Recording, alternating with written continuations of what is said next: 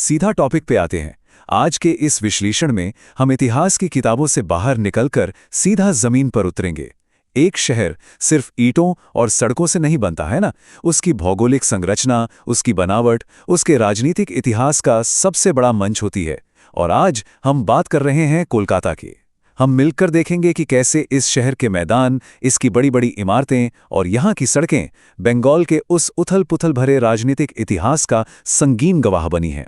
एक बिल्कुल निष्पक्ष नजरिए से आइए उन जगहों का विश्लेषण करते हैं जहां सत्ता बनी और हाँ, जहां सत्ता को सीधी चुनौती भी दी गई। सत्ता का वास्तविक रूप आखिर कैसा लगता है? 1978 में जॉफ्री मोरहाउस ने कलकत्ता के मैदान में होने वाली एक विशाल राजनीतिक रैली का जो वर्णन किया था ना, वो सच में आज भी रोंगटे खड़े कर देता है। वो लिखते हैं कि ये रैलीज आमतौर पर चाय के वक्त शुरू होती हैं, संचालन का एक बेहतरीन प्रदर्शन और यहाँ लगभग 1 लाख लोग इकट्ठा होंगे। बड़ी बात है। ये दर्शाता है कि ये जगह सिर्फ एक खुला मैदान नहीं है, बल्कि राजनीति का एक जीता जागता थिएटर है। ये उदाहरण हमें बिल्कुल साफ दिखाता है कि कैसे सत्ता और शक्ति जैसे एब्स्ट्रैक्ट विषय मैदान जैसे भौतिक स्थानों पर अपना साकार रूप लेते हैं। तो आज के इस विश्लेषण का सफर कैसा रहेगा, जल्दी से देख लेते हैं। पहले द लंग्स ऑफ कोलकाता, फिर मॉन्यूमेंट्स एंड मार्टर्स, उसके बाद द लेफ्ट फ्रंट असेंस जहां हम वाम मोर्चे के उदय की बात करेंगे, फिर द मशीनरी ऑफ पावर और अंत में अ लेगेसी फ्रैक्चर्ड। चलिए पहले भाग से शुरू करते हैं, द लंग्स ऑफ कोलकाता। अब यहाँ इस नंबर पर थोड़ा गौर कीजिए। 519 हेक्टेयर्स, बहुत बड़ी जगह होती है ये। बात 1758 की है। प्लासी के युद्ध में मिली जीत के ठीक बाद ब्रिटिश ईस्ट इंडिया कंपनी ने यहाँ के एक ऐसे घने जंगल को काटना शुरू किया जहाँ बाघों का आतंक हुआ करता था। उन्होंने यहाँ फोर्ट विलियम का निर्माण किया और एक बहुत ही विशाल परेड ग्राउंड बनाया। पर दिलचस्प बात यह है कि समय के साथ यही खुली जगह कोलकाता का सबसे अहम और हरा भरा हिस्सा बन गई। सोचिए जरा, एक सैन्य जरूरत के लिए बनाई गई जगह आगे चलकर इस पूरे शहर की धड़कन या कहें शहर का दिल बन गई।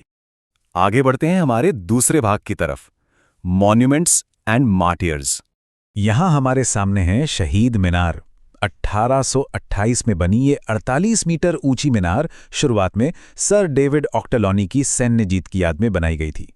इसका डिजाइन अगर ध्यान से देखें तो कितना अनोखा है। इसमें इजिप्शियन कला मौजूद है, सीरियन डिजाइन की झलक साफ दिखती है और इसके बिल्कुल ऊपर एक टर्किश गुंबद रखा हुआ है। लेकिन इसका इतिहास सिर्फ इसके डिजाइन पर आकर नहीं रुका। भारत की आज़ादी के बाद देश के लिए अपनी जान देने वाले स्वतंत्रता सेनानियों के सम्मान में इसे टावर ऑफ मार्टियर्स यानी शहीद मीनार का नाम दिया गया। एक औपनिवेशिक जीत का प्रतीक हमारे बलिदानियों की यादगार में तब्दील हो गया।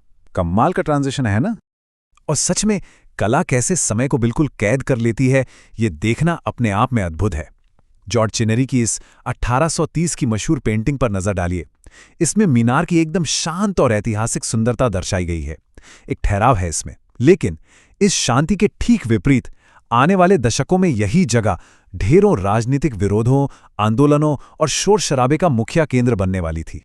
उपनिवेशवाद के खिलाफ विरोध आखिर कितना तेज था, वो इस टाइमलाइन को देखकर समझ आता है। 1930 में हिजली डिटेंशन कैंप बनाया गया ताकि स्वतंत्रता सेनानियों को कैद रखा जा सके। पर अगले ही साल 1931 में यहां निहत्थे कैदियों पर गोलियां चलाई गईं, जिसमें संतोष कुमार मित्रा और तारकेश्वर सेनगुप्ता शहीद हो गए। इस क्रूर घटना ने पूरे देश को अंदर तक हिलाकर रख दिया था। यहां तक कि नेताजी सुभाष चंद्र बोस खुद वहां उनके पार्थिव शरीर लेने गए और रविंद्रनाथ टैगोर ने कोलकाता में इसके खिलाफ कड़ी आवाज उठाई। और इस समय का सबसे हैरानिस तथ्य क्या है पता है? 1951 में इसी हिजली डिटेंशन कैंप को बदलकर देश का सबसे पहला आईआईटी बनाया गया। मतलब एक जगह जो कभी कैद और दुख का प्रतीक थी, वो बिल्कुल बदलकर शिक्षा और प्रगति का मंदिर बन गई। अब आते हैं तीसरे भाग पर, द लेफ्ट फ्रंट असेंस। 1970 के चुनाव नतीजों पर जरा गौर कीजिए। ये आंकड़े सच में किसी भूचाल से कम नहीं थे। लेफ्ट फ्रंट ने 294 में से सीधे 230 सीटें जीती और 54% का वोट शेयर हासिल किया।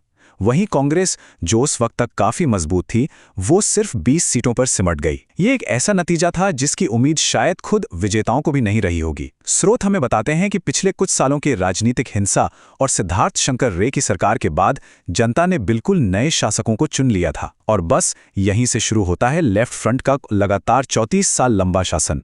तो अब सवाल ये उठता है कि आखिर उन्हें शुरुआती दौर में इतनी बड़ी सफलता मिली कैसे? जवाब बहुत ही साफ है, ऑपरेशन बरगा। ये एक बेहद बड़ा जमीनी सुधार यानी लैंड रिफॉर्म था।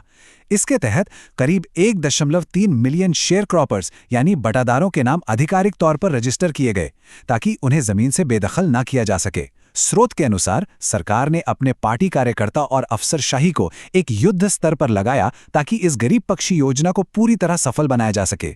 और सच कहें तो इसी एक कदम ने आने वाले दशकों के लिए उनका वोट बैंक एकदम पुख्ता कर दिया था। चलिए बढ़ते हैं चौथे भाग की तरफ, द मशीनरी ऑफ पावर। अब देखिए, जब कोई शासन इतना लंबा चलता है तो उसकी थकावट इन लक्षणों में नजर आने ही लगती है। स्रोत के मुताबिक अब वहां का समाज धीरे धीरे दो हिस्सों में बंटने लगा था। आमादर लोग यानी हमारे लोग, और आमादर लोग ना यानी जो हमारे लोग नहीं हैं। ऐतिहासिक राइटर्स बिल्डिंग, जो दरअसल शासन का केंद्र था, वहां सरकारी कामकाज बेहद धीमा पड़ गया था। ट्रेड यूनियन जैसे CITU मजदूरों की नई ज़रूरतों और मॉडर्नाइजेशन से लगातार दूर होने लगे थे, और इसका नतीजा ये निकला कि कनौरिया जूट मिल्स जैसे कारखानों में मजदूरों ने पार्टी और यूनियन से अलग हटकर स्वतंत्र विरोध प्रदर्शन शुरू कर दिए। सीधे शब्दों में कहें तो सत्ता का ये जो पूरा तंत्र था वो अब अपने ही बुनियादी समर्थकों से धीरे धीरे दूर हो रहा था। और अब हम आते हैं अपने पांचवें और आखिरी भाग पर, अ लेगेसी फ्रैक्चर्ड। 34 साल के इस पूरे सफर पर एक बार गौर करते हैं। 1977 की इस धमाकेदार जीत और 1978 के किसान पक्षी ऑपरेशन बरगा से शुरू हुआ ये सफर 1990 के दशक तक आते आते विचारधारा के स्तर पर काफी बदलने लगा था। और फिर आया 2007 का साल, नंदीग्राम की हिंसा। सोचिए, जो सरकार बनाई ही इसलिए गई थी ताकि किसानों को उनकी जमीन का हक मिल सके, वही सरकार जमीन अधिग्रहण यानी लैंड एक्विजिशन को लेकर हिंसा का शिकार हुई। एक बहुत ही गहरा विरोधाभास है ये, और इसी टकराव ने 2011 के चुनाव में उनकी ऐतिहासिक हार की नींव रख दी। स्रोतों द्वारा दर्शाई गई इन दो स्थितियों की तुलना पर थोड़ा ध्यान देते हैं। शुरुआती सालों में ये एक ऐसी पार्टी थी जो पूरी तरह जमीनी संघर्ष और मजदूरों के समर्थन पर खड़ी थी, एकदम ग्रासरूट लेवल पर। लेकिन आखिरी सालों तक आते आते सत्ता को बरकरार रखने की उस जरूरत ने इसकी पहचान को पूरी तरह से बदल कर रख दिया। ये बस एक वोट बटोरने वाली मशीन बनकर रह गई, जिसे अपने बचाव के लिए कॉरपोरेट समझौते और पुलिस बल का सहारा लेना पड़ा। और अब यहां इस विश्लेषण को खत्म करते हुए एक आखिरी सवाल छोड़कर जाना चाहूंगा, जिस पर हम सबको सच में गौर करना चाहिए। क्या बंगाल का ये जो चक्रीय इतिहास है, ये हमें ये बताता है कि जो आंदोलन बिल्कुल ज़मीनी संघर्ष से पैदा होते हैं, वो आगे जाकर इनेविटेबली उसी सत्ता के तंत्र का शिकार हो जाते हैं जिसका उन्होंने कभी खुद विरोध किया था। कोलकाता की जिन सड़कों और मैदानों ने कभी विरोध के नारे सुने थे, उन्होंने ही शक्ति के इन बदलते रूपों को बेहद करीब से देखा है। इस पर ध्यान से विचार जरूर कीजिएगा।